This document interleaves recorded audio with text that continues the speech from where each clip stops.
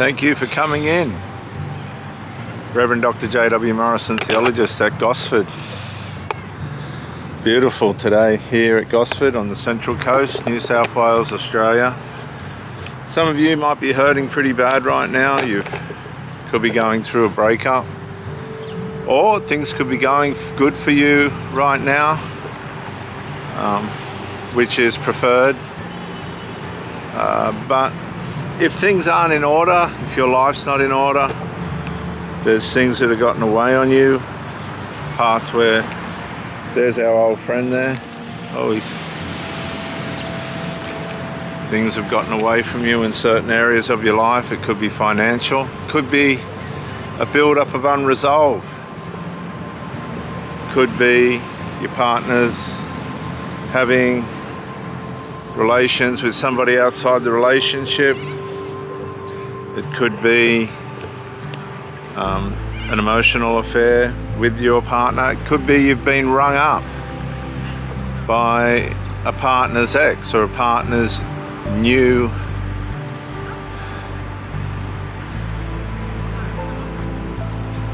partner or new person, whatever you want to call it. Could be a number of things happening. But the main thing is having your life in a place of order.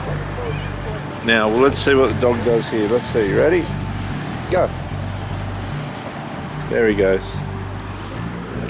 And that gives me back control of the thrower.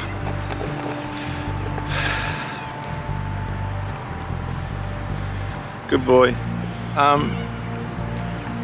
Life has so many unpredictables. I was in a situation recently where the partner had a family event, which I was happy to go along with, but there were family members that did not take to me very well, for whatever reason. That was their problem, not mine. I made that very clear. And I wasn't going to go to the family event if they were going, not to be sour, but things just weren't resolved. I made that very clear. And she seemed to have the idea that we could all go together. I couldn't comprehend that. I ended up having a cortisol, I think it's cortisol or whatever that chemical is that gets released into your body with stress. I got the feeling that it was something that was set up to cause a reverse discard, which it did. I thought about things and I just thought, this has all gone too far. It's gone on for too long. The situation's gotten beyond what I'm prepared to put up with. And stay there. Stay there. Hey. Hey. Let's just distract the dog from the other dog here. Whoops. And so I ended up calling it a day. But once you call it a day with somebody, it all seems like you've got the advantage and all this rubbish and nonsense. When you are trying to make a relationship work and it doesn't work, nobody really has anything to be proud about or happy about.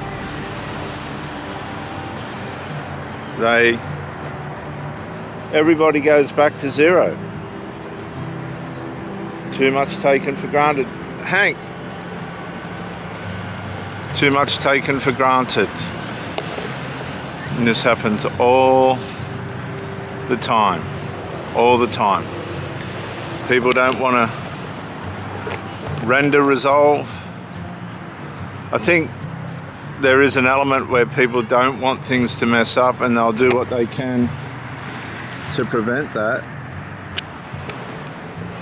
But when there's other people involved, if it's a triangulated situation or something like that, that can cause tremendous complications as well. Because the person might find themselves in a situation where they want to resolve the situation, but they can't by way of the attitude of the family that's up against it, family member that's up against it. That's called triangulation. Triangulation's becoming more common now because people are allowing more people to interfere in their business. Everybody wants to have a say, everybody wants to, there's no boundaries. And no boundaries is the first sign that you're gonna encounter trouble, guaranteed. If there's no boundaries around the privacy of your relationship, you can guarantee that trouble's going to ensue. But if there is boundaries around your relationship, you can be comfortable with the fact that it should be all right. It might be okay. Personally, I don't think a relationship's all that hard. It's deciding that you're going to make something happen with the person that you're with. You're going to give, take care and share and be a good person for that person. You're going to play your part as far as you can. You're not going to smother. You're not going to be absent. You're going to build a pattern that's going to work for both of you, that you agree on. You should want to be transparent if there's a problem. You should be able to have the courage to express that and be able to work through it. My last one was working on hers for 9 months. No. See, a lot of the problem is if you don't believe in the person that you're with, then why are you with that person? If you've got no confidence in the person that you're with, why are you with that person? Lust? You don't want anybody else to have what you don't want? Fear that, there might not be anybody else that will suit you.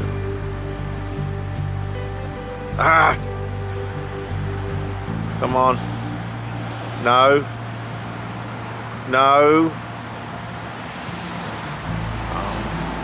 The problem with it is when you have somebody that is reasonably a good partner, doing the right thing by you,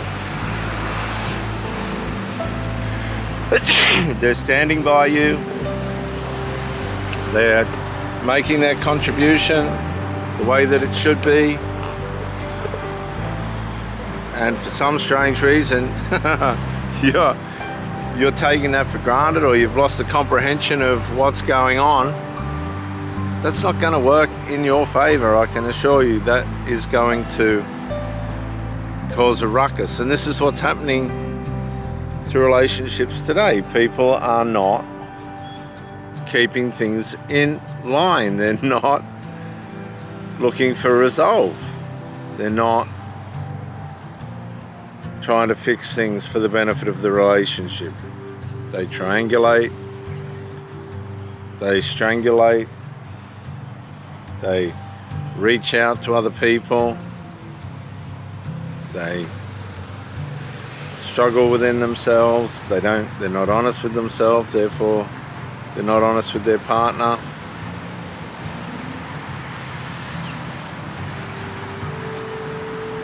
And if the partner that you have is a loving, kind, willing to do the right thing person, not negligent, not absent, willing to confront the issues immediately to get them resolved, willing to push idiots aside that are interfering, then you shouldn't have a problem. But on the other hand, if there's people that are interfering, alcohol, drugs and all this other nonsense and rubbish comes into the fray,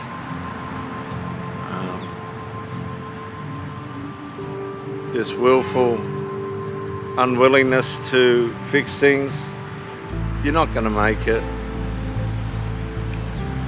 You're just using each other for supply, as a means of supply. That means you're giving the intimate part of yourself to somebody that's going to just get on with their life after you've gone, as though you're not even there. They're just turning up for sex. They're just turning up for the sex and company, food, and then after they're gone, you're not even a part of their life. You're just not a part of their life. Is that something to sulk about or worry about or get upset about? I don't think so. I think that's the point where you go, no, wrong person, and you walk away. Too many people hang on and they go into trauma through the abuse. I am talking about dysfunctional situations that don't work for people. There's a lot of selfishness, a lot of low self-esteem, worthlessness. Isn't it funny how somebody can be selfish out of their worthlessness?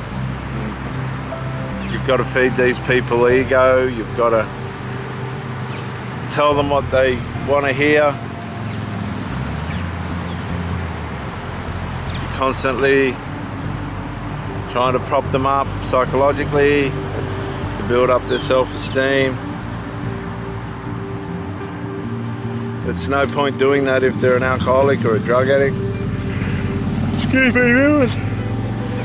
Because they're going to undo whatever you do anyway. People that take themselves for granted will take you for granted. Guaranteed. How do you protect yourself from all this? Well, the first thing you do is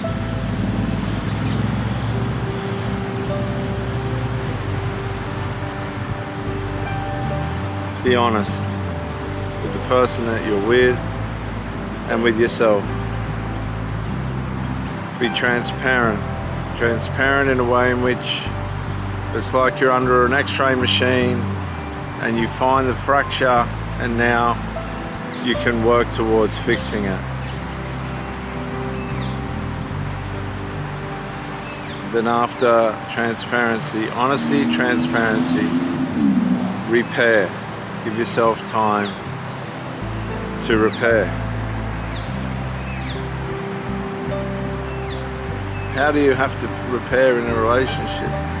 Well, a relationship can be harder than we think, can be more difficult than we think.